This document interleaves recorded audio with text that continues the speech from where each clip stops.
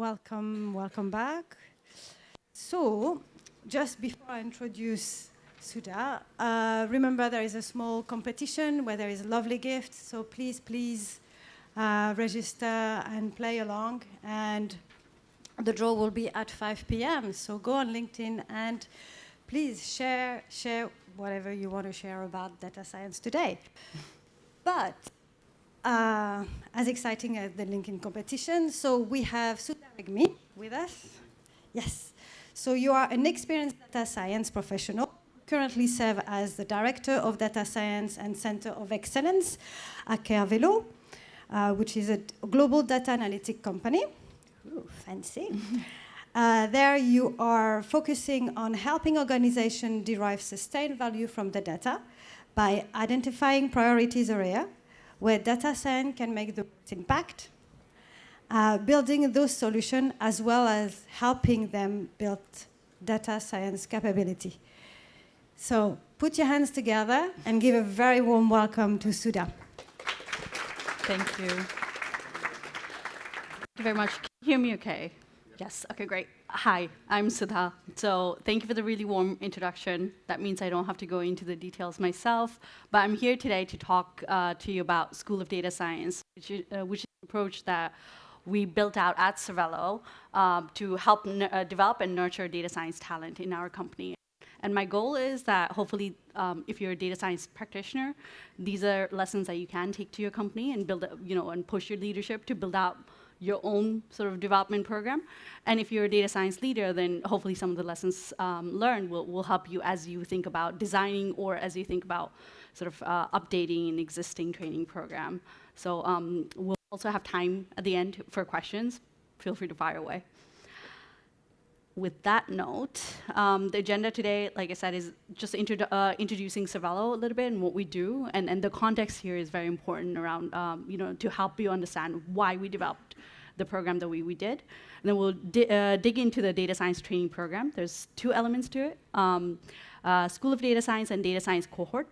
And then we'll talk about the outcomes that we've delivered through this program so far, lessons learned, and then, like I said, Q&A. So this is a busy slide, so please excuse me. But what I wanted to get here is, Cervello is a digital data and analytics company, and what we do, one of our offerings is data science. And what we do within sort of data science and machine learning space is really help our clients along this think, build, scale sort of lens. And what that means is really we help our clients identify the sort of most valuable area within data science where they can apply data science and machine learning to actually get value. So data science isn't just the cool, nerdy thing to do, right? It's something that drives business value for the organization. We help then sort of build out MVPs to actually prove out that value. And then we help scale those capabilities. And scaling can mean both sort of technical scaling, but also operational scaling. When we talk about technical scaling, there are things like MLOps, thinking about like architecture and platforms and data pipelines.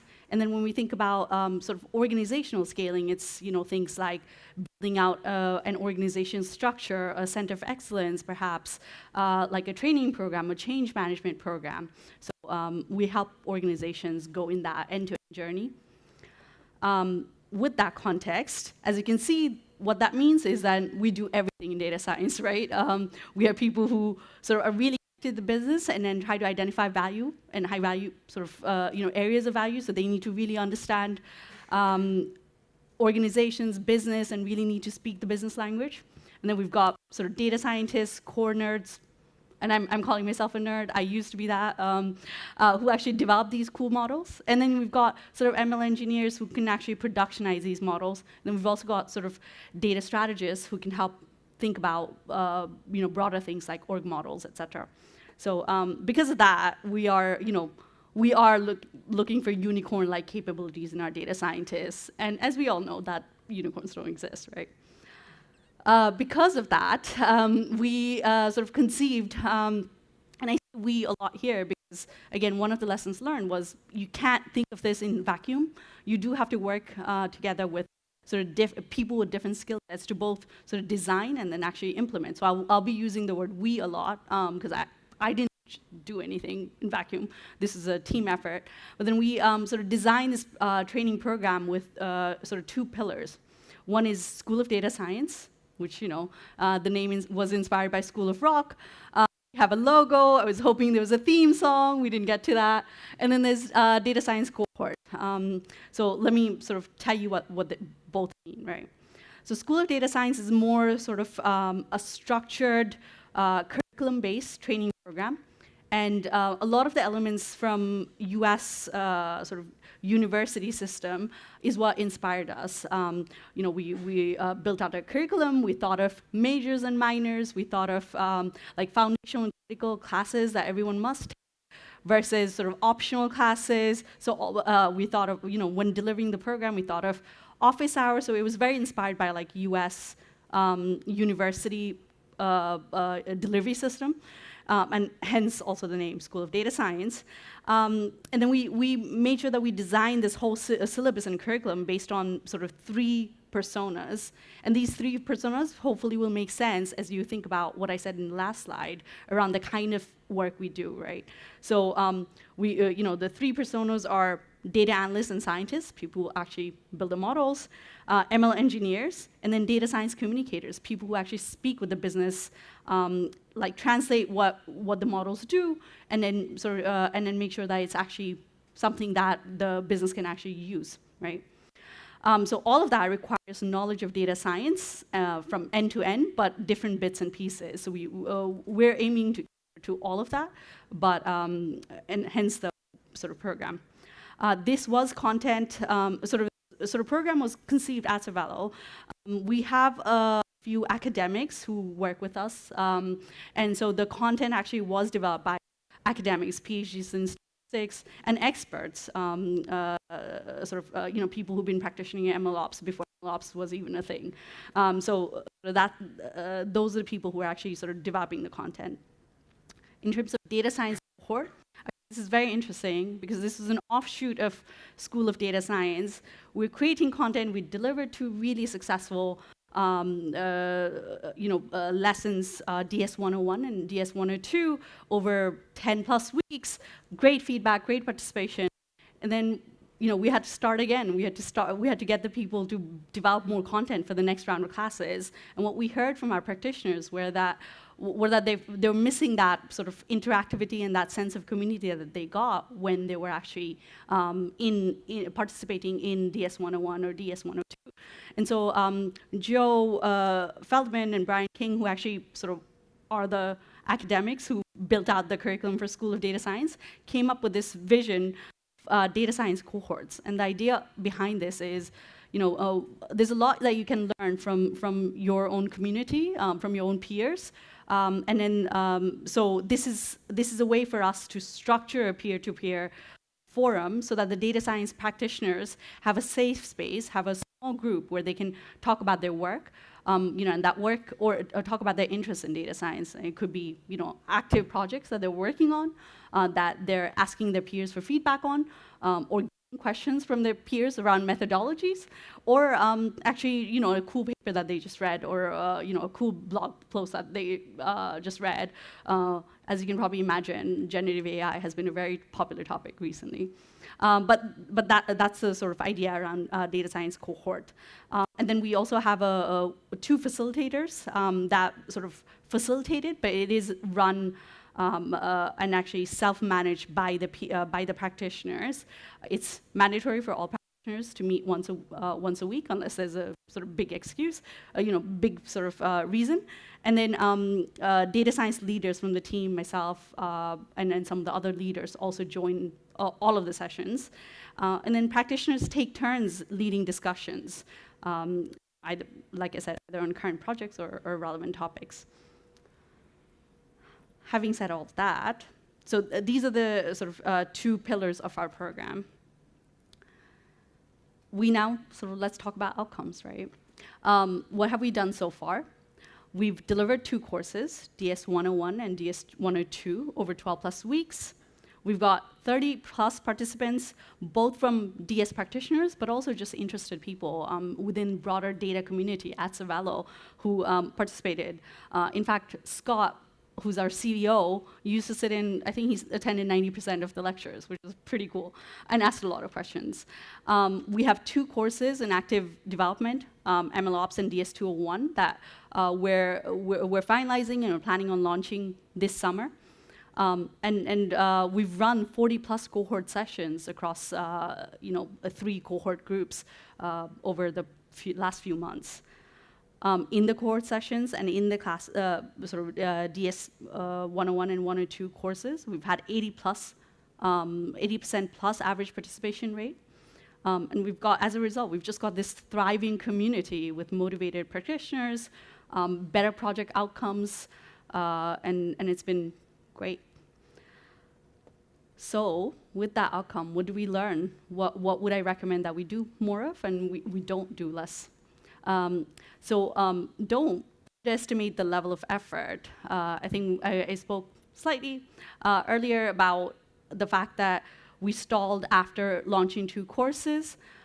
Because we didn't recognize how much effort it took to actually develop a curriculum from scratch and build it out for our community, right? So Joe and Brian are actually sort of building out the outline, which we all review, sort of building out course content, and then also sort of devising projects for those relevant course content. All of that takes a lot of work and a lot of dedicated effort, and so don't underestimate the level of effort that it does require.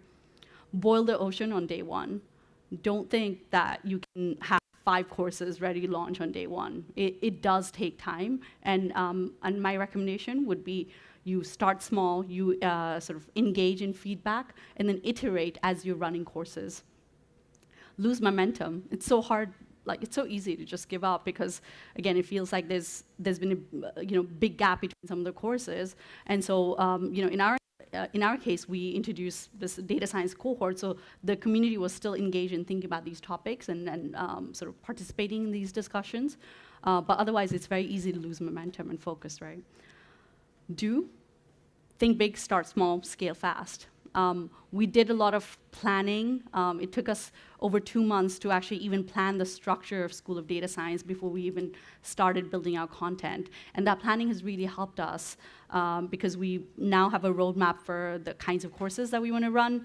What that sort of, we have a roadmap for what the learning paths look like, and we have a roadmap for what we want the outcomes to be, and what KPIs are we tracking against. Get the right experts to envision, plan, and build. Like I said, it's not just a one-person job. You don't want just a planner to take on all of the ownership. You don't want just an academician to take off all of the ownership. It is a group effort. And, you do want to make sure that the team that's developing it, building it out, has a right mix of skill sets. Get feedback before building content. What we did do when we're launching these courses was we also soft launched some of it with key people in the team to get their early feedback and incorporate it delivering the courses. So that's been really helpful. And then get executive buy-in and participation. Like I said, a lot of our leaders attended the sessions. There was a lot of excitement and momentum within the company around this. And Scott, our CEO, did participate in most of the lessons. Market internally. So we reached out beyond our data science community to our other practitioners, to our colleagues in other practices, and because data science is a cool topic, everyone's interested, and so and as a result, we did get a lot of participation from people who we wouldn't consider core data science practitioner. So that was very cool. So do market internally. There's a lot of interest. That's it from my end. I went through a lot, but I have time for questions, if anyone has any.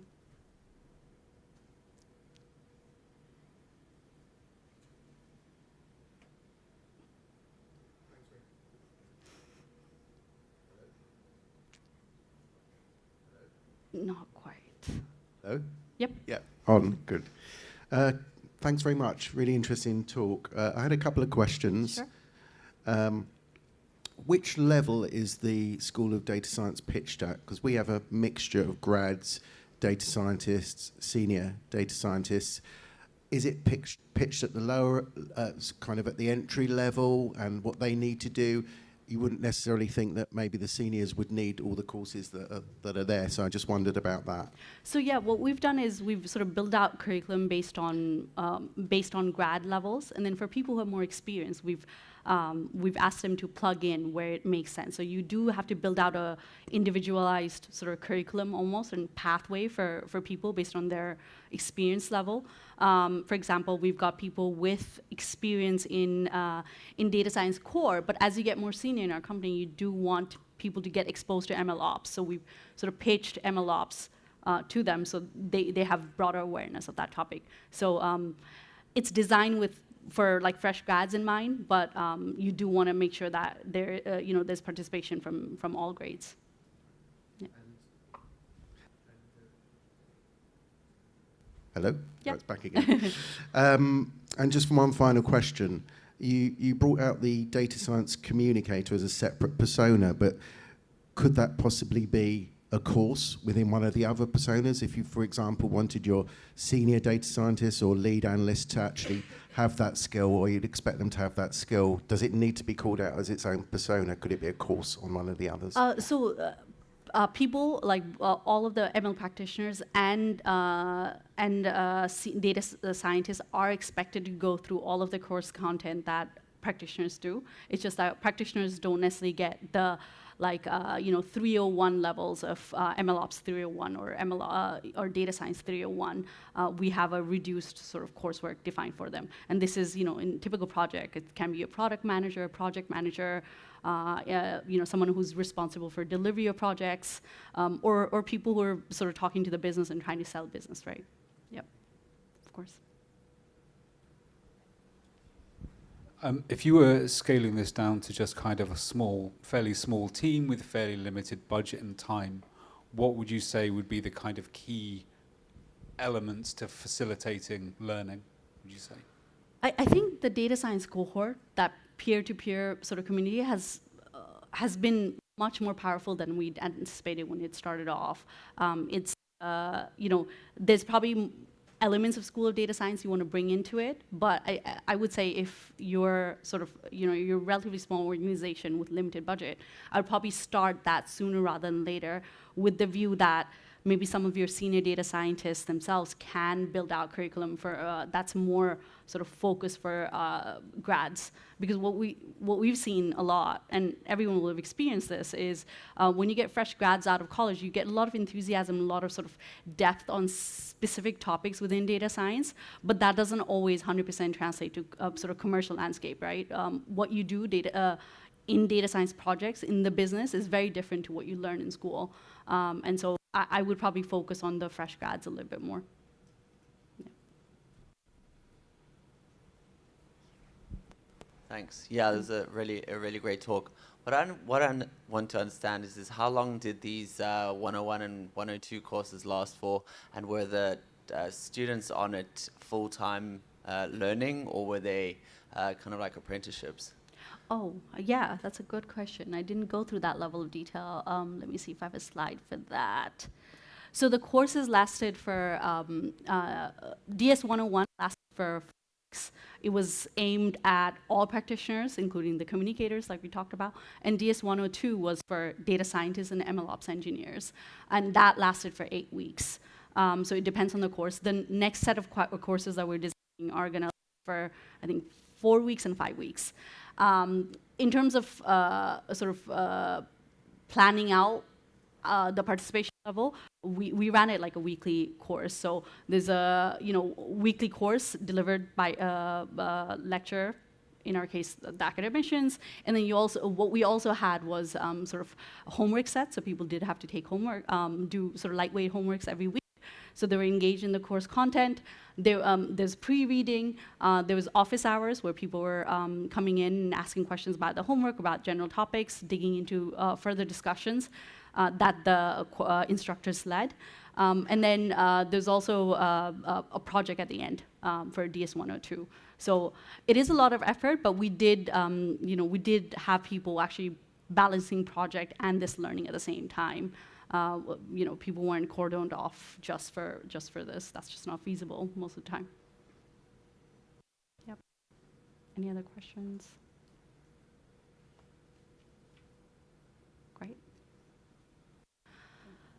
With that said, if you want to connect and reach out, I believe that's my QR code, and my name is Sudha Ragmi. Nice to meet you all. Thank you for being a lovely audience.